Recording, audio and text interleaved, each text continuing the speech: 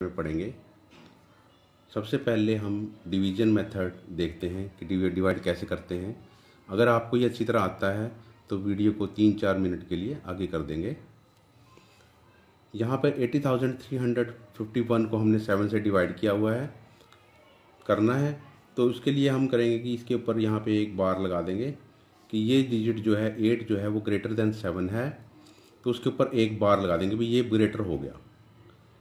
दूसरे केस में हमारे पास 7 के इक्वली 7 पड़ा हुआ है, पहली डिजिट 7 है, इक्वल है, तो उसके ऊपर एक बार लगा देंगे। तो मतलब यहाँ तक ये इक्वल है तो बार लगा दिया इसका।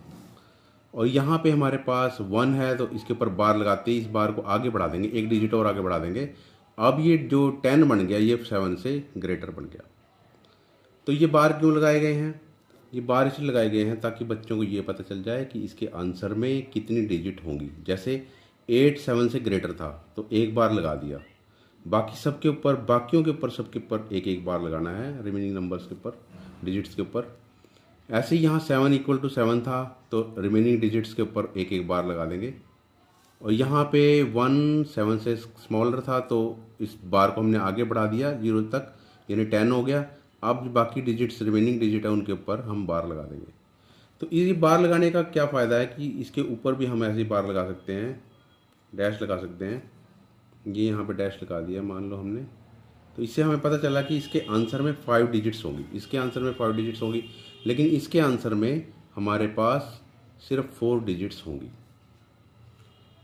तो 7 1 जा 7, रिमाइंडर 1, 0 आ जाएगी नीचे, और 7 1 जा 7, 3, अब 3 नीचे आ जाएगा, 7 4 जार, देखिए ये किस तरह करेंगे।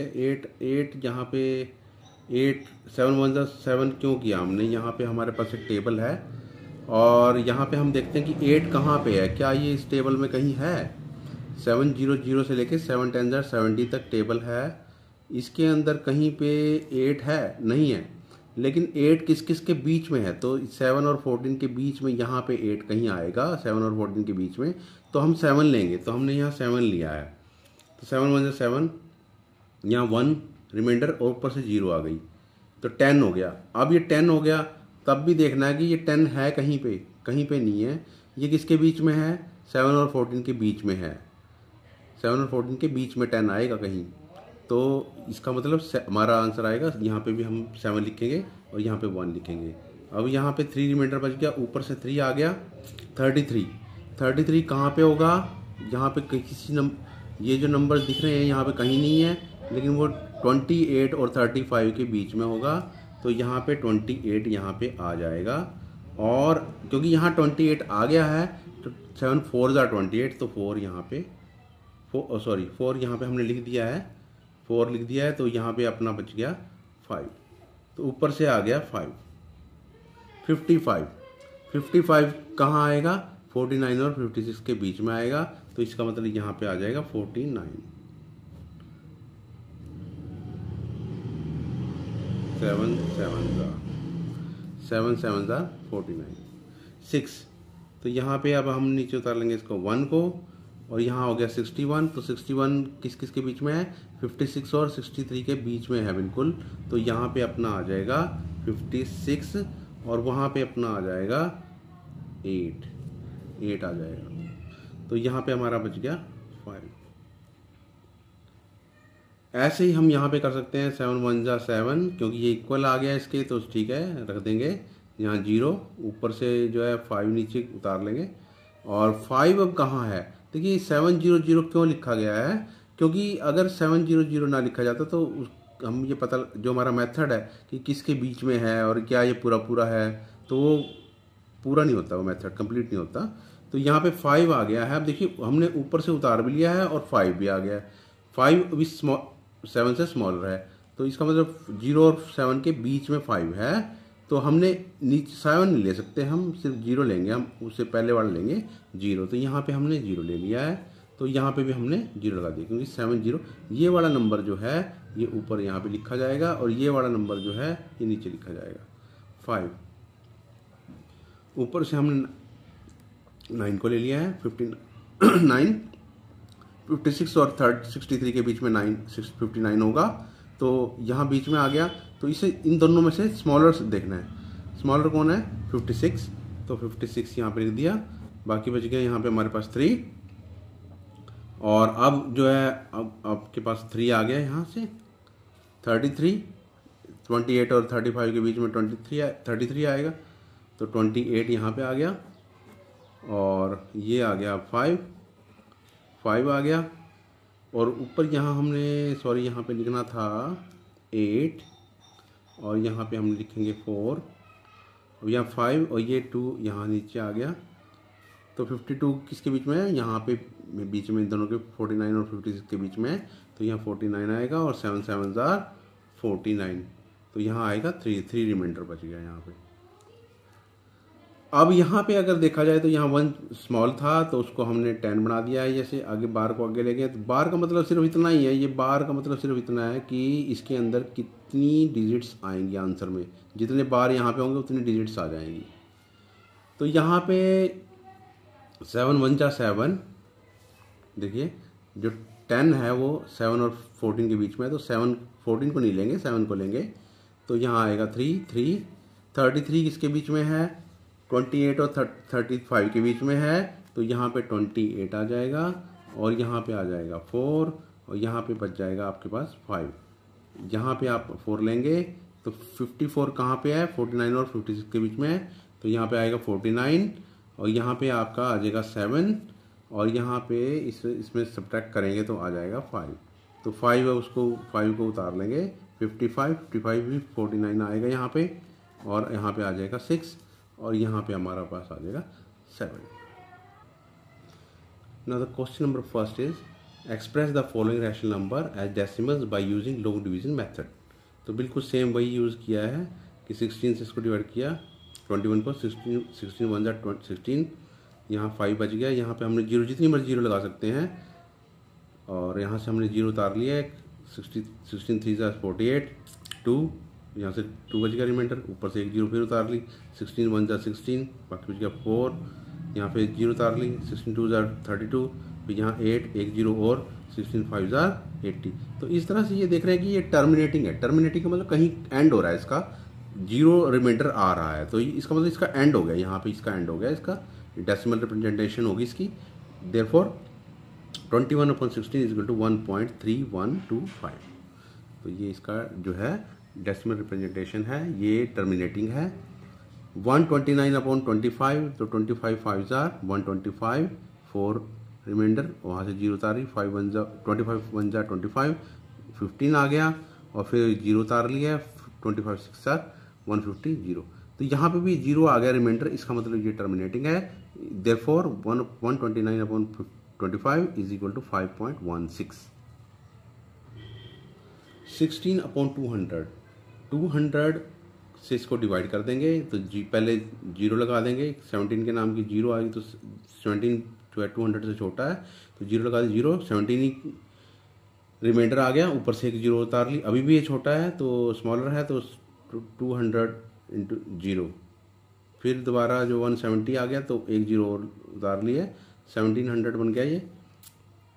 तो 8 पे 8 कर देंगे, 200 इंटू 8 1600, तो यहाँ 100 रिमाइंडर आ गया, ऊपर से एक जीरो उतारी, और 200 5 जार 1000 जीरो। तो ये भी एक रिप्रेजेंटेशन ऐसी है जो कि एंड कर रही है, इसका मतलब ये टर्मिनेटिंग है। और आपने देखा सारी टर्मिनेटिंग वाली जितनी भी थी, उसके अंदर या तो हमारे पास जो है 2 के फैक्टर्स थे डिनोमिनेटर में, या 5 के फैक्टर थे। अगर हमारे डिनोमिनेटर में 2 के फैक्टर्स हों और 5 के फैक्टर हों सिर्फ, तो फिर वो टर्मिनेटिंग होता है। अगर कोई अदर दूसरा आ जाए, कोई और आ जाए फैक्टर, तो फिर वो टर्मिनेटिंग नहीं होता, वो नॉन टर्मिनेटिंग बन जाता है, नॉन टर्मिनेटिंग रिपीटिंग बन जाता है। तो फोर्थ क्वेश्चन है 5/11। तो इसको ऐसे डिवाइड करना है, आप देख लीजिए इसको एक बार। और आप यहाँ से डिवाइड करेंगे जब, तो ये 50 जो बना था, 4 11 4 जार 44, तो ये यहाँ पे 5 यहाँ पे हमको दोबारा मिल गया है। तो इसका मतलब ये हुआ कि 45, ये जो 5 है यहाँ पे दोबारा मिल गया, यहाँ पे मिल गया दोबारा, तो 4 0 4 5 4 5, तो अगेन 5 है तो फिर एक और 0 आएगी, फिर 4 आ जाएगा, फिर 5 आ जाएगा, तो 4 5 4 5 चलता रहेगा। इसका मतलब हम लगा देंगे 5/11 इज इक्वल टू 0.4545 पॉइंट लगा, डॉट लगा देंगे, मतलब ऐसो ऑन। तो ये 0.45, इसके 4 5 के ऊपर बार लगा देंगे, बार लगा देंगे। बार का मतलब है ये रिपीट हो रहा है बार बार।